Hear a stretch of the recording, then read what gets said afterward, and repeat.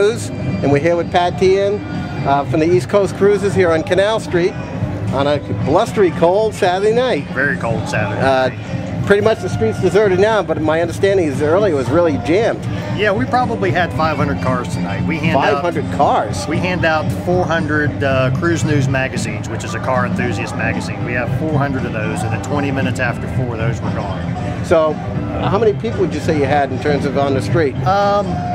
Well, with pushing 500 cars and then spectators and everything, we had close to 2,000 people easy. The street, it was hard walking through the center of the street when the peak was going on. Now, Pat, my understanding is you're the founder of this cruiser club. Yes, sir. And when did you do that? 1991. And you're the vice president now? Vice president now. Ron Hartwell is the president this year. And something you rotate? No, we vote on it. The club votes on it. This nostalgia for the American vehicle, the muscle cars, the antique cars. Right.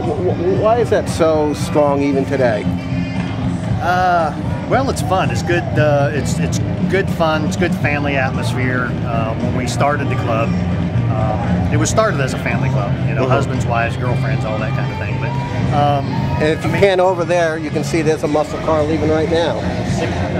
What kind is that? Pontiac GTO or something? Pontiac GTO tri-power setup. A very rare car. This is a '64 Impala behind me. What's that? I believe that's a Model A right there. What year would that be, approximately, or decade? 27 maybe. Wow. You got a couple muscle cars behind us. Yeah, those are. There's a Camaro, what, 67? That's a 67, correct. And that's a Buick? Yes. 69 maybe? 69, 70, somewhere like that. The factory still makes factory muscle cars. You know, the Camaros, the Mustangs. So we still allow. You see, those. even today, Dodge has come back strong with the Challenger and the you know, that kind of thing. So I guess there's no real limit in terms of muscle cars. No, everything's open. And this is Ron Hartwell, the president. Oh, Ron, how was the show? Let me ask you too. You pleased with the crowd today? It was very good for a cold evening. Yeah, we're very happy with the turnout tonight. Yeah, President and vice president. Yeah. Do you guys have antique cars yourself? Oh, sure. We have this. What do you have? 32 Ford. And Pat?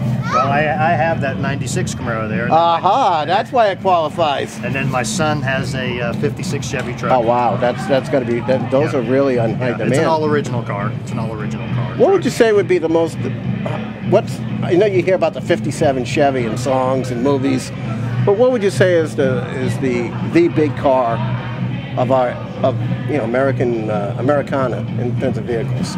As in the show circuit, the hot rods? Just American culture.